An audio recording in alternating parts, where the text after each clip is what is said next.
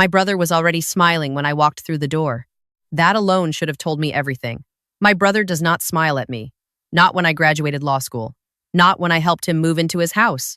Not at our father's funeral 3 months ago, when he stood at the graveside with his jaw locked and his eyes dry. But there he was, sitting at the head of the conference table in the law office of Hargrove and Associates, smiling at me like I was a customer who'd just walked into his shop. I sat down across from him and set my bag on the floor. His wife was beside him. She gave me a small nod, the kind that isn't really a greeting, just an acknowledgement that I existed in the room. She had her hands folded on the table in front of her, and she was wearing her pearl earrings, the ones she only put on when she wanted to look respectable. I noticed that right away. "You're late," my brother said. "I'm 3 minutes early," I said. He glanced at his watch and said nothing else. The estate attorney, a man named Gerald who had handled our family's legal matters since before I was born, came in 2 minutes later, set a thick folder on the table, and poured himself a glass of water from the pitcher near the window. He was 71 years old and moved like it, but his mind was still sharp, and he had known me since I was 8. He looked at me when he sat down. Just for a second. Just long enough. Our father had died on a Tuesday in October, cardiac arrest. No warning, no illness that we knew of, just a Tuesday and then nothing. He was 67 years old. He had worked for the County Water Authority for 34 years, and he had never once in his life asked anyone for anything. He left behind a house in Claremont that he had paid off himself, a modest savings account, a collection of fishing rods that nobody wanted, and 2 children who had not spoken to each other in any real way in almost 4 years. I am the younger one. My brother is 41. I'm 33. I am a licensed real estate attorney in the state of California, which is the detail that will matter later. My brother had been struggling with money for as long as I could remember, though the word struggling implies more dignity than the situation deserved. He had borrowed from our father twice, once when his car dealership went under, once when something else went under that he never fully explained. Both times our father gave him what he asked for and never mentioned it again. Our father was the kind of man who believed that family debts were better forgiven than collected. I had never borrowed anything. Gerald cleared his throat and opened the folder. Our father's estate was straightforward. The house, appraised the previous spring at $680,000. The savings, which amounted to just under $40,000. The fishing rods and the rest of the personal property, to be divided as agreed.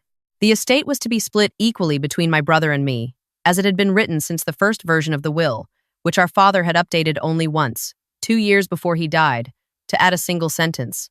That sentence said, "In the event that either beneficiary cannot be reached or refuses to participate in the sale or transfer of the real property, the other beneficiary may petition the court for a forced partition." My brother had asked our father to add that sentence. I know because Gerald told me so, 6 weeks ago, when I came to see him alone.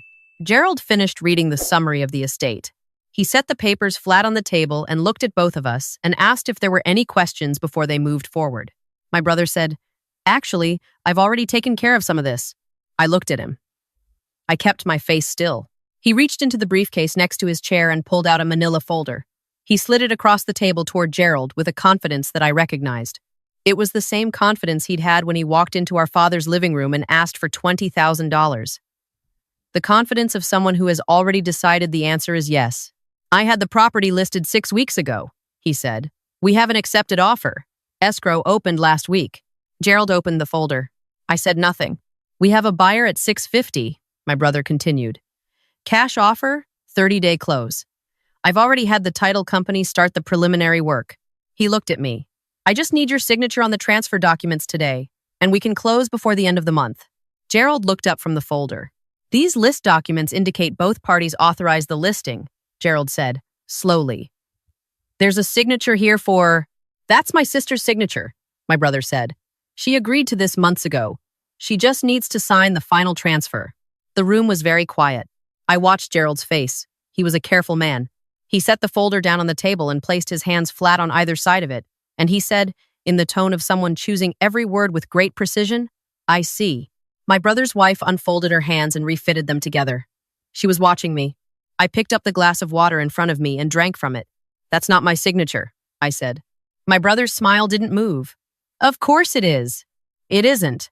Claire." He said my name like a sigh, like I was being difficult, like this was an old argument we'd had 100 times. "We talked about this. You agreed that a quick sale made the most sense. You said, I never agreed to anything, I said. I have not spoken to you in 4 months. The last time we were in the same room, we were standing at Dad's grave. His wife shifted in her seat. You're confused, he said. You've been grieving. It's been a hard few months. The offer is good, Claire. $650 cash. We each walk away with. I know what $650 split 2 ways is, I said. I went to law school, then signed the documents. I set the glass down. I thought about my father. I thought about the way he used to sit on the back porch on Sunday mornings with his coffee and his newspaper, even after newspapers stopped being something most people read. He'd bought that house when I was 2 years old. He'd repainted the kitchen 4 times because he kept letting my brother and me pick the color and we kept changing our minds. He had a persimmon tree in the backyard that he'd planted the year I was born. He talked to it sometimes. I saw him once, early in the morning, standing next to it with his coffee, just talking to it like it was someone he knew. That house was not something I was willing to let go of in a conference room on a Thursday afternoon because my brother needed his debts cleared. I said, before I sign anything, I want to understand the full situation. My brother leaned back. There's nothing complicated about it. Walk me through it anyway. He exhaled through his nose. He looked at his wife, who gave him a small, nearly invisible nod. He looked back at me. And then he started talking. He talked for about 10 minutes. He explained the listing agreement, the offer, the escrow timeline. He explained that the buyer was eager, that the market was softening, that if we waited, we'd lose the deal. He used the word practical 4 times. He used the phrase, what Dad would have wanted twice, which was the part that cost him the most, because our father would never in his life have forged anyone's signature. When he finished, he slid the transfer documents across the table toward me. Sign at the tabs, he said. I looked at the documents.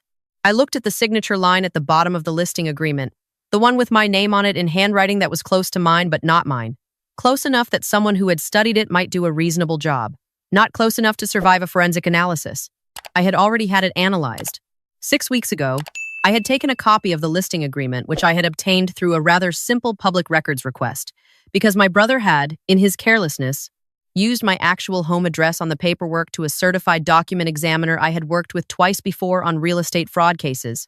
She had looked at it for 45 minutes and then written me a 4-page report. The signature was not mine. I had taken that report, along with a timeline I had built myself, to the California Department of Real Estate. I had filed a complaint the same afternoon. 2 days later, I had received a call from an investigator who told me they were very interested in the listing agent who had accepted a forged authorization to list a property that was not solely owned by the person presenting it. 3 days after that, I had a conversation with a prosecutor who handled real estate fraud. The listing agent had cooperated almost immediately. I had done all of this quietly. I had not called my brother. I had not confronted him. I had not warned him. I picked up the pen. My brother straightened slightly in his chair. His wife's hands came apart on the table. I held the pen for a moment. I looked at the signature line.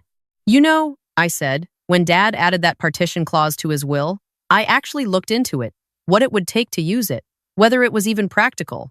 I set the pen down. I'm glad I did that research, because I learned something. My brother frowned. What are you talking about? I learned that a forced partition requires both parties to have a legitimate ownership claim, and a legitimate ownership claim requires that the chain of title be clean. I leaned forward slightly. Yours isn't. The smile finally left his face. What do you mean? 3 years ago, you took a loan against your share of Dad's future estate from a private lender. You didn't tell Dad. You didn't tell me. The lender has a recorded lien against your interest in this property, which means the moment escrow opens on a clean title, that lender is first in line. You don't walk away with $300,000. You walk away with whatever is left after they take their cut, which, based on the interest they've been charging, might be very close to nothing. The room was absolutely silent. My brother's wife said quietly, How did you? It's recorded at the county, I said. Anyone can look it up. My brother's jaw tightened. He looked at his wife. Something passed between them, some fast and private recalculation. That lien is being disputed, he said. That's being handled. By who? By my attorney? I'd love to see the filing, I said, because I pulled the docket yesterday and I didn't see anything. He leaned forward. His voice dropped. Claire, I need this money. Do you understand that? I need it. I'm not asking you to do something wrong. I'm asking you to help your brother. There it was. I had been waiting for it, actually. That pivot. That moment when the transaction becomes a favor, when the fraud becomes a family obligation. I had been waiting for it because I had seen it before, in clients' faces, in deposition transcripts, in the emails that people printed out and brought to my desk when they finally decided to do something about the situation they'd been living inside for years. I understand that you need money, I said. I understand you've needed it for a long time, but you cannot sign my name to a legal document and then ask me to ratify it. I didn't. Don't, I said. He stopped. The listing agreement has a forged signature. I had it analyzed. The document examiner's report has been submitted to the Department of Real Estate. The listing agent has already given a statement. I kept my voice level. The buyer you found is not a private buyer. The offer was constructed as part of a sting. The person who signed that offer works for the state. My brother stared at me. His wife pushed her chair back from the table. Don't, I said again, and this time I was looking at her. The doors are being watched. Gerald, to his immense credit, said nothing. He sat very still with his hands flat on the table, and he looked at neither of them. My brother's face went through several things in quick succession. I watched all of them. Disbelief. Calculation. Something that might have been the beginning of an appeal to my sympathy. And then, finally, a kind of collapsing. Not a dramatic one. Just a slow settling, like a building that has lost its structural support but hasn't fully fallen yet. You set me up? He said. No, I said. You set yourself up. I just didn't get in the way. The door opened. 2 investigators came in. I had met one of them, a woman named Torres, at the Department of Real Estate 3 weeks ago. She introduced herself to everyone in the room, which was a formality, and then she explained to my brother that he was going to need to come with them. His wife did not try to leave. She sat in her chair and looked at the table and said, very quietly, to no one in particular, I told him not to do it this way. I believed her, actually. Not because it absolved her, but because I had met enough spouses in my career to know that the person who executes a plan is not always the one who designed it, and the person who designs it is not always the one who gets blamed. My brother stood up. He straightened his jacket. He looked at me one more time. You know this doesn't fix anything, he said. You know that. The house is still just a house. I know, I said. He left with Torres and her partner. Gerald poured himself more water and drank half of it before he said anything. I want you to know, he said, that I looked at that signature the moment he put it in front of me. I suspected immediately. I know, I said. I could tell. I wouldn't have let it proceed. I know that too. He nodded slowly. He began gathering the documents back into the folder, slowly and methodically, the way he did everything. Your father, he said, was one of the finest men I ever represented. I want you to know that. I looked out the window at the parking lot, at the November light coming through the bare trees along the street. I know, I said. The criminal case moved quickly, as these things go. My brother was charged with forgery, real estate fraud, and conspiracy. The listing agent accepted a plea deal that included surrender of his license and 18 months.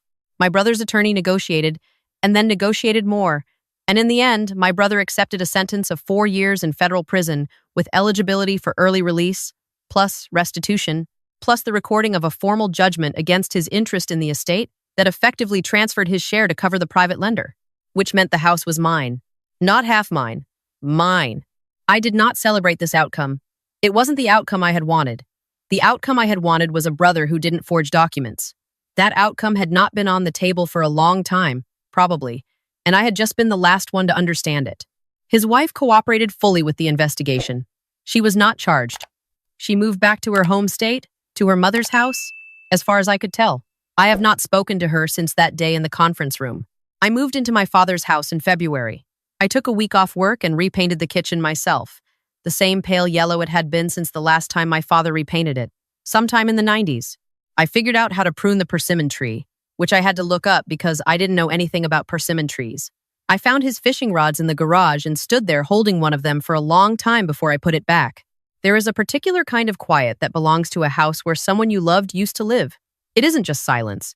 It's the shape silence takes when it has replaced something. In the mornings, I make coffee and I sit on the back porch.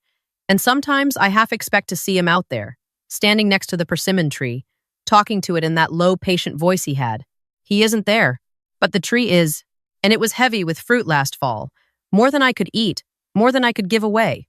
I left a bag of them on the neighbor's porch, and she left a note in my mailbox that said she remembered the tree from when my father first planted it, back when the neighborhood was younger and the trees were all smaller. and she thought it was wonderful that someone was living there again. I have thought a lot, in the months since, about what my brother said when he stood up to leave. The house is still just a house. He meant it as something diminishing, as if the thing I'd protected wasn't worth the protection, as if what I'd done was excessive for what I'd gotten. He's wrong, but I don't think he's capable of understanding why. Some people move through the world, and they see what things are worth, and they see what things cost, and they make decisions based on those numbers, and they never develop the part of themselves that understands why certain things matter beyond their market value. My father understood. He understood it about the persimmon tree, which he planted the year I was born and tended for 33 years, and which cost him nothing and gave him something that couldn't be quantified. He understood it about the kitchen color, which he repainted 4 times because his kids kept changing their minds, and he never once complained. He understood it about the house itself, which was not, by any objective measure, exceptional. It sat on a 1/4 acre on a street with other houses that looked much like it. The roof needed replacing. The downstairs bathroom had a slow drain that had never been fully fixed. The carpeting in the hall was original to the house. But he had lived there. He had come home there. He had made coffee there and read his newspaper there and stood in the backyard in the early morning, talking to a tree. And no amount of money that my brother needed was worth more than that. I am not telling you this story because I want you to think I handled everything perfectly. I didn't. There were weeks last fall when I could barely work, when I sat at my desk and stared at my screen and thought about calling him, just calling my brother and asking him what was wrong with us, how we had gotten here, when exactly the distance between us had calcified into this. I never made that call. I'm not sure what I would have said. I'm not sure he would have answered. I am telling you this because I want you to understand that being prepared is not the same as being cold. For weeks, I carried the document examiner's report in my bag, and every time I thought about what it meant that my brother had practiced my signature, had worked at it until it was close enough, had made a decision that deliberate, I felt something I couldn't name. Not anger exactly, something heavier than anger, something with grief in it, but I didn't let it make me careless. Because here is the thing about people who do what my brother did. They rely on your love. They rely on the fact that you will hesitate, that you will want to believe there is an explanation, that you will choose the discomfort of inaction over the pain of confrontation. They have usually watched you make that choice before. They know how long they can push before you push back, and they have done the math. The only way to change that math is to be more prepared than they expect. I had spent my career watching people who weren't. People who came to my office after the sale had closed, after the transfer had recorded, after the window for action had quietly shut. They would sit across from me and describe what had happened, and I would listen, and I would watch their faces, and I would see the moment they understood that the legal remedies available to them were slower and less satisfying than the crime had been fast, that there is often no mechanism that fully restores what has been taken. I did not want to be that person, not with my father's house, not with the persimmon tree. So, when the listing agent had called me a Thursday in September, 2 weeks after my father's funeral, confused, asking me to confirm a detail on the listing agreement I had apparently signed, and I had gone quiet on the phone, and he had gone quiet too, understanding what he had just revealed. I took a breath. And then I started building. Gerald called me last month. He said the estate paperwork was fully settled, the title was clear, and there was nothing left pending. Your father would be very proud of you, he said. I was standing in the backyard when he called. It was early morning. The persimmon tree had already dropped its leaves, and the fruit was gone, and the branches were bare against the January sky. Thank you, Gerald, I said. Are you all right? He asked. I thought about how to answer that. I'm working on it, I said. He said that was the right answer, and he wished me well, and we hung up. I stood there for a while after, in the cold, in the quiet, looking at the tree. Somewhere down the street, a dog was barking. A car started. The neighborhood made its ordinary noises. My father planted that tree because I was born. He tended it for more than 3 decades. He stood next to it on Sunday mornings and talked to it like it was a person. And now it is mine. The tree, the house, the pale, yellow kitchen, the fishing rods in the garage, the slow drain in the downstairs bathroom that I will get fixed eventually. Or maybe I won't, because in some way it still feels like his. All of it. Mine.